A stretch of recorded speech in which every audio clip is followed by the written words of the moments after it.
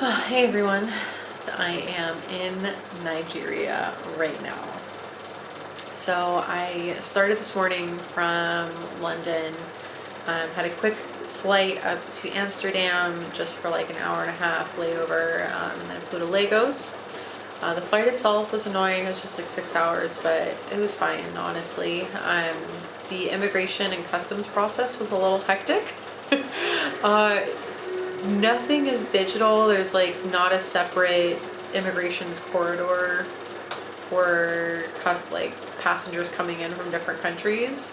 So they just have a the main terminal with like a temporary like line fence, like the ones they have when you're like lining up at the movie theater or something, where it's one of those that's like totally collapsible. But yeah, you follow that guideline to get to the main immigrations area, and then they don't have computers there. They just kind of have you write stuff down, and then they stamp your form a few times, and you go to collect your bag. It was absolutely nuts with people trying to get me to go into a cab, because I would say 90% of the people at this airport are Nigerian, and the rest is a mix of Asian and other Anglo white people from various, whether it's the US or other European countries. But obviously if you're not Nigerian, you stand out quite a lot. So, but yeah, obviously I met with my friends there. The food here already, I've just had some leftovers, but it's so spicy, it's so good. It's just freshly prepared meat with an amazing spice blend that is just, it's really different. It's like a different type of pepper. But I'm just happy to be here. Good time so far. I've only been in Nigeria for a few hours, and most of that was spent sitting in traffic. The traffic itself is absolutely crazy. I will have to say more about that later, but in a nutshell, the lines on the road are suggestions. Speed limits also suggestions.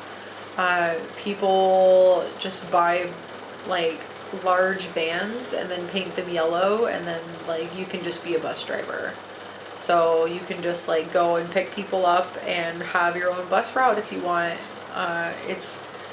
There's not like hard and fast rules necessarily. Everything's just kind of, if it works, then it works. So it's a little chaotic, but everything is done with a purpose. So it's not necessarily coordinated all the time, but it's just a really cool vibe.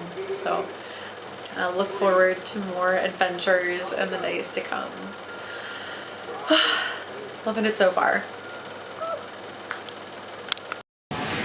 So here we are at the NEE-kay Art Museum. This is all the sculptures that are outside of the place, but I highly recommend going inside if you are ever in Lagos. It is 4 floors of every single wall being covered with just a prolific amount of art from all different Nigerian artists. There's mixed media, oil, acrylic, charcoal, sculptures, all kinds of stuff. So it's absolutely worth a visit. They'll do a custom tour for you, however long you want to spend. They'll go through and tell you about each piece, tell you about the artists, tell you about some of the meaning behind the works. So there's no photography allowed in there, otherwise I'd have some good shots of that, but there's some of these beautiful outside sculptures at least, so you can get a feel for the quality of everything here. The other cool thing is everything inside is for sale. So if you're looking for some authentic Nigerian art, there is plenty of it.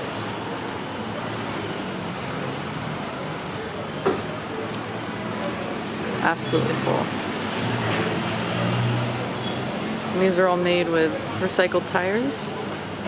There's a lot of art inside that's made with recycled pieces of engine and things like that. Super cool.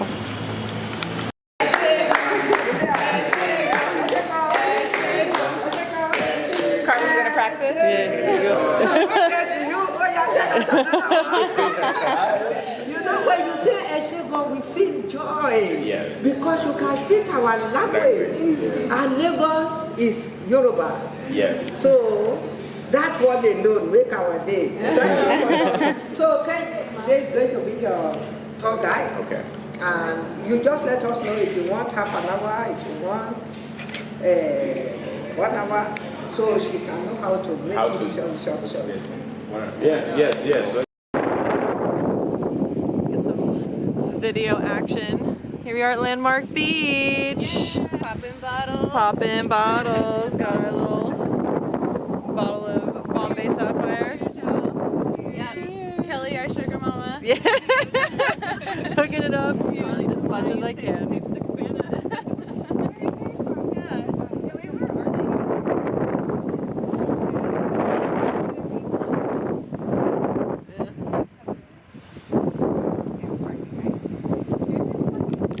Okay. It's raining a little bit. We're going into this restaurant. They kicked us out of the cabana because we didn't want to pay for it. And then they said they'd give us a good deal, but we left anyway, so. But it's okay, we got our bottle of gin, we got our They're not cups, chasing us. got the party going into this restaurant. We're gonna bring the bottle we brought into the restaurant, so it's just Nigeria things. Feel bad. No, it's good. It's good. This rain is refreshing. Yeah. I'm loving it. This is gonna make a good memory. All right, more party, Now, TBD. This looks like a good. This does look like a good spot. Damn! Look at this. These chairs are only 1,000 per seat, so. We were able to meet with the owner of this cafe, and he told us that a lot of the people that open up these buildings along the waterfront or these businesses are a lot of the same group. They'll take the profits from a newly opened spot and use that to bankroll the opening of their next property and sell off the first property once it's gotten profitable after about a year and a half or so.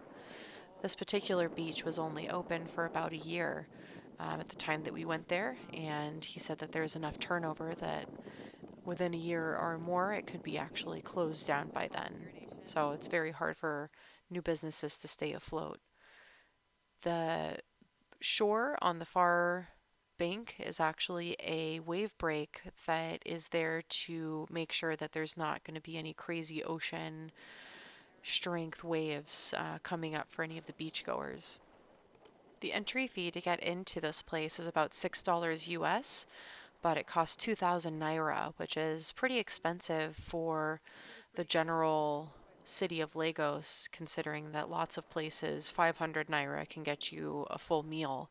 So this is somewhat of a luxury beach that's intended for the wealthy citizens in the area. So it was mostly us and some other tourists there when we visited, but this is going to be a place for the well-to-do to come and see and be seen on the really pristine beach, since a lot of the other areas don't have nice beach fronts for people to play at.